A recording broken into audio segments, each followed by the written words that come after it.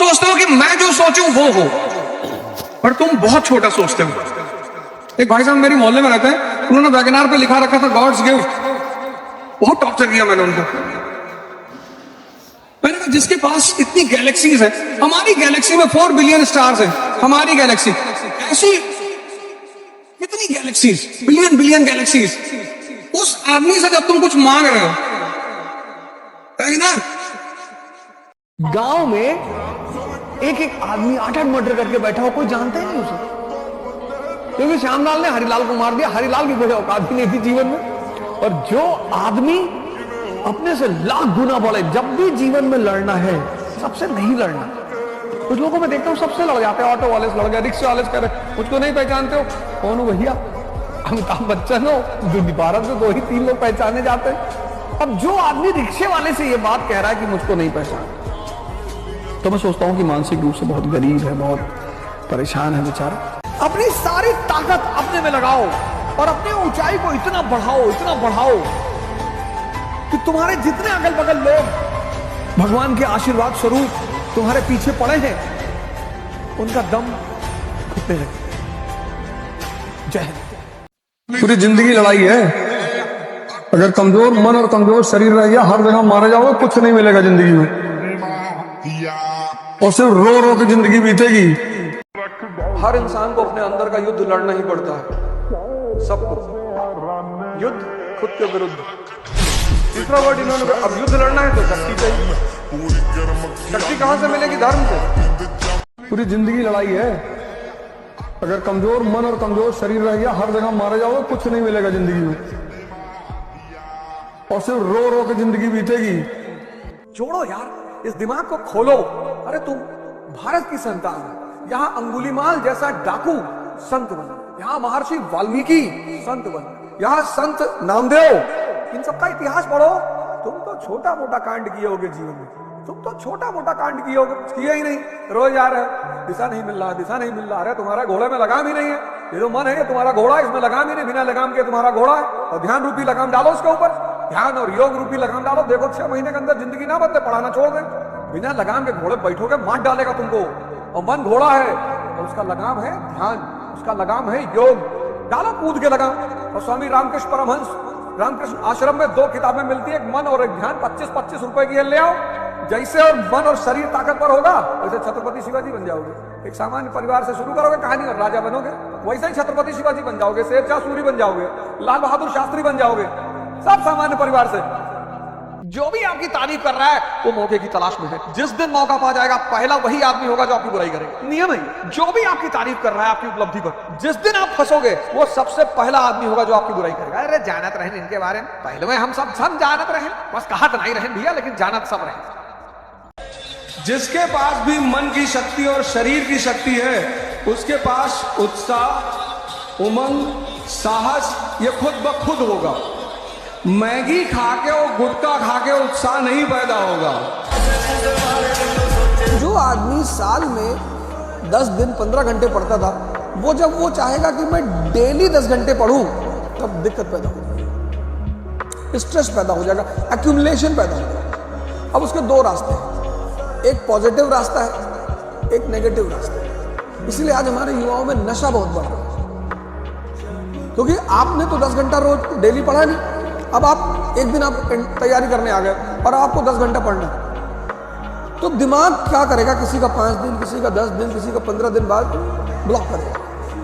सबसे प्यारा रास्ता, आप भस्त्रिका करें और कपालभाति करें। भस्त्रिका आपके मन को 10 मिनट के अंदर शांत करे, सारा वेंट आउट, सारा स्ट्रेस, सारा फ्रस्ट्रेशन निकाल देगा। ये तो गरीब लोग शांत बना देते हैं, भैया हम पैसा नहीं कमाए, इज्जत बहुत कमाए हैं। पैजामा के नीचे कच्छा नहीं पहने हो और इज्जत कमाने लिए घूम रहे हो, चलो भागो यहाँ हटो, निकलो। हर जी डायलॉग हुआ है। गांधी जी कहते हैं हम पैसा नहीं कमाए तो माना जाता है, बिल्कुल सही बात। उनके अप्रोचेस इतने अच्छे अच्छे थे, टाटा बिरला सब जाकर उनका पैर छूते थे। रिक्शा वाला कहे भैया बेईमानी तुम करोगे कैसे? बेईमानी हमारे पास ऑप्शन क्या है? हम भैया कभी गोवा नहीं जाएंगे, तुम भिखमंगे, तुम गोवा जाओगे, तुम हरिद्वार जाओगे। में कोई ड्रामेबाजी की बात नहीं। हाँ, जब इंटरव्यू बोर्ड में जाओगे तो थोड़ा सा तुम्हें ध्यान रखना पड़ेगा। वहाँ वो तुमसे पूछेंगे कि तुम क्यों आईएएस बनना चाहते हो, तो तुम्हें कहना पड़ेगा कि सर यहाँ चुनौतियाँ ज़्यादा हैं और मुझे चुनौतियाँ बहुत पसंद है sir. And I want to work for my people, I want to be with the people. और फिर वो तुम्हें देख के मुस्कुराएंगे कि झूठ बोल रहे हो बेटा, और तुम भी उन्हें देख के मुस्कुराओगे कि सही पकड़ रहे हो सर। इंटरव्यू बोर्ड में जितना कम बोलना पड़े समझ लो उतने ज़्यादा नंबर मिलेंगे। शर्त यह है कि दोनों पार्टी मुस्कुराए। उससे जब लोग पूछते हैं कि ऐसी क्या चीज है जो व्यक्ति को कुछ भी बना सकती है, मैं कहता हूं किताब। जिनको किताबों ने गले लगाया, जिनको, उनको महान बना दिया। यही बात तो डॉक्टर अंबेडकर को समझ में आ गई। ब्राह्मण बनने का फॉर्मूला डॉक्टर अंबेडकर को समझ में आ गया। पढ़ो, इतना पढ़ो कि लोग तुम्हें पढ़ने पर उत्सुक हो जाए। आप अगर बहुत गौर से जीवन को देखें तो हम जब क्लास 10th में थे तो हमारी माता जी हमसे कहती थी कि बेटा 10th की पढ़ाई अगर कायदे से कर लोगे ना, बस 3 ही साल जीवन में पढ़ना है, 10th 11 12, और 3 साल अगर पढ़ लिए फिर जीवन में पढ़ना ही नहीं। अब आपने पढ़ लिया, 97.8% आपके मार्क्स आ गए। अब पता चला कि भैया अगर IIT निकल जाए, अरे फिर तो जीवन, आपने फिर से दम लगा दिया, IIT भी निकल गया। अब जब आप IIT से निकल आए तो फिर एक और बवाल हो गया। आपके मोहल्ले का एक लड़का IAS हो गया, पूरा खानदान को दहेज में BMW मिल गई। अब आपके पिताजी फिर आपकी तरफ पलटे कि तुम तो वैसे भी इस परिवार के चंगेज खान हो, तुम्हें किस बात का डर? तुमने कहा हाँ चंगेज खान तो मैं हूं। हाँ बोला जब मामूली साहब, ये सिंह साहब का लड़का अगर IAS बन सके तुम्हारे लिए क्या है? तुमने कहा बिल्कुल हमारे लिए क्या है। तुमने झोरा डंडा उठाया और बाबूजी का पैर छुआ कि बाबूजी चल रहे हैं, अब दिल्ली फतेह करके आए, चलो फिर IAS बन गए। आप देखो जिंदगी में कहीं भी संघर्ष खत्म नहीं हो रहा। माफ तो किसी को करने ही नहीं, बिल्कुल नहीं। एग्जाम्पल सेट कर रहा है जीवन में कि अगले 10-15 हजार साल तक उस व्यक्ति की आत्मा का है कि भैया किसी और गैलेक्सी में भेज दो, ये मिल्की वे में नहीं जाना। दुनिया में लड़ो जरूर, युद्ध करो युद्ध, लेकिन जब भी लड़ो अपने से बहुत बड़े आदमी से लड़ो। कुछ लोग सबसे लड़ते रहते हैं, रिक्शे वाले से लड़ गए, ऑटो वाले से लड़ गए, टेम्पो वाले से लड़, जानते नहीं हो कौन हो भैया? पृथ्वीराज चौहान के खानदान के हो। ये मन का हथियार है। इसे कहो योग करना है, कहेगा कल। इसे कहो ध्यान करना है, कहेगा कल। इसे कहो पढ़ना है, कहेगा कल। ये नहीं कहता नहीं करेंगे, नहीं करे तो पकड़ में आ जाए। तुम इसकी देखो शातिर बना। इससे कहो पार्टी करना है, आज शादी अभी, कुछ चीजों के लिए तुरंत तैयार है, तुरंत बस अभी करा दो भैया। आज के युवाओं को देखता हूं, सर हम गरीब हैं, आंख है, हाँ 40 लाख की आंख ही है, लाओ एक दे दो, दिलवा दे 40 लाख रुपए। किडनी है, हाँ। ये एक अजीब तरह का रायता इस कंट्री में फैला हुआ है। सर हम गरीब हैं, सर हमारे पास पैसा नहीं। अरे भैया तुम कुछ हुनर सीखो, आप स्किल सीखिए, स्किल। आज 1 अरब 50 करोड़ का देश, हर घर में। मैं अभी रिसेंटली 3-4 महीने पहले एक लड़का मेरे घर आया जी, एंटर करते उसने कहा गुरुजी। अरे मैंने और क्या हाल है? सर मैं सर्विस चार्ज नहीं लूंगा आपका वाटर प्यूरिफायर ठीक करने का, आप मुझे आधे घंटे टाइम दे दो। मैंने कहा अच्छा क्यों? कहा सर मैं IAS की तैयारी करता हूँ और मैं एक मेंस लिख चुका हूँ। इस बार उसका नहीं हुआ, इंटरव्यू दिया था उसने। मैंने कहा यार तुमको जब भी जरूरत पड़े कोई चीज पूछने की चले, क्या तुम्हारा जज्बे को सलाह। कहा सर आपका एक वीडियो देखा था, उसमें आपने कहा था माँ बाप से पैसा मत लिया, तो मैंने वाटर प्यूरिफायर बनाना सीख लिया। तो इतना बड़ा कंट्री है, इतनी सर्विसेज रिक्वायर्ड। दुनिया में सिर्फ एक ही चीज सीखना है, दिमाग को इस्तेमाल करना।